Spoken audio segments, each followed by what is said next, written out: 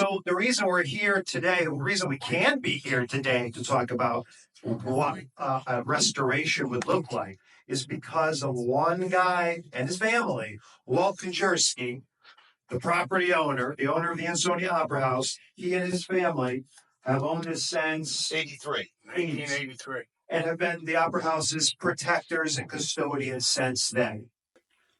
The building itself from the outside is doing pretty well. And again, credit to Walt and his family for maintaining the building. You see most of the windows are gone and boarded up with plywood. The brick is in different exposures. It's in pretty good shape though.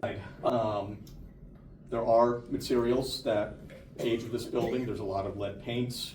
There's some asbestos. But in general, the condition of the building on the inside is again in pretty good shape considering it hasn't been used since the early 1970s. This building, even though it was old and historic, did not meet code for any of these fire safety, life safety, means of egress, or accessibility. And so again, the interior of the building is in pretty good shape. The coffered ceiling does have some decay, but in general, we can see what's there. We can see what the character of the building was throughout its lifespan. We know that we have a lot of these fixed seats in the upper mezzanine area. And interestingly, you see these vertical poles there. That mezzanine is actually hung from the roof of the building. It's not kind of columned up from the floor below. Insufficient means of egress. We don't have stairwells. We have fire escapes. And fire escapes nowadays are not really viewed as a safe means of egress from a place that could hold hundreds of people. We're putting in a new entry system to get you into the building. We're putting in a new interior enclosed fire stair that meets current codes and standards. We're putting in elevators to address the accessibility issue. And on the second floor, one thing I didn't mention, but keep in mind, big assembly halls, restaurants, clubs, you need a lot of bathrooms, a lot of restrooms. And the building doesn't have very many right now.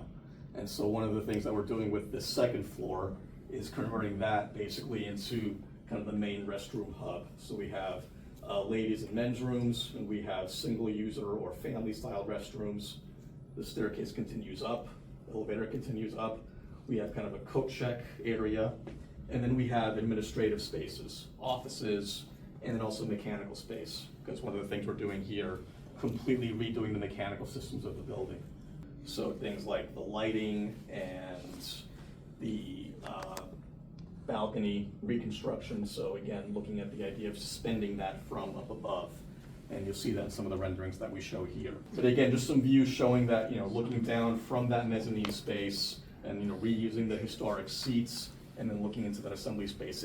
Even though it's a large building, it feels very intimate, which I think is something that has in its favor. And here's a view from kind of the edge of the balcony looking down into that space. So again, whether there's a performance happening here, and this is all seating, or there's kind of a meeting or some other kind of event happening right in front of the stage, and the stage acts as a backdrop. There could be a screen that drops down here and has a projection booth in the far end, so it could be almost a movie theater type thing.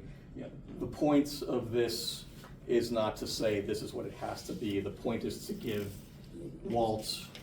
people who own, occupy, use the building options.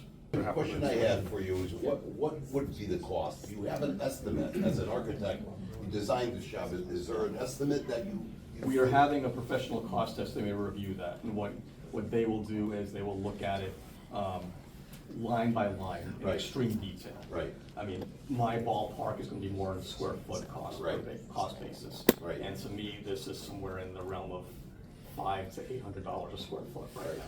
That's going to vary a lot based on the level of detail that SHPO is going to require. Right. Also, where your funding sources come from. Right.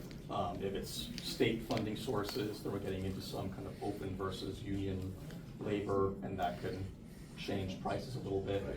We also have no way of knowing right now what materials are going to cost in a year or 2 years.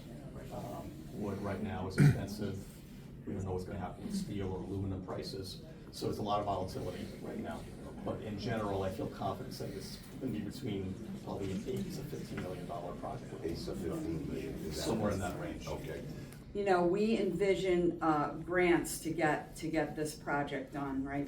We are going to be pushing to secure money both on the state and federal level for this project almost entirely, right? Because it's an expensive project. Paolo just gave us a quote on that.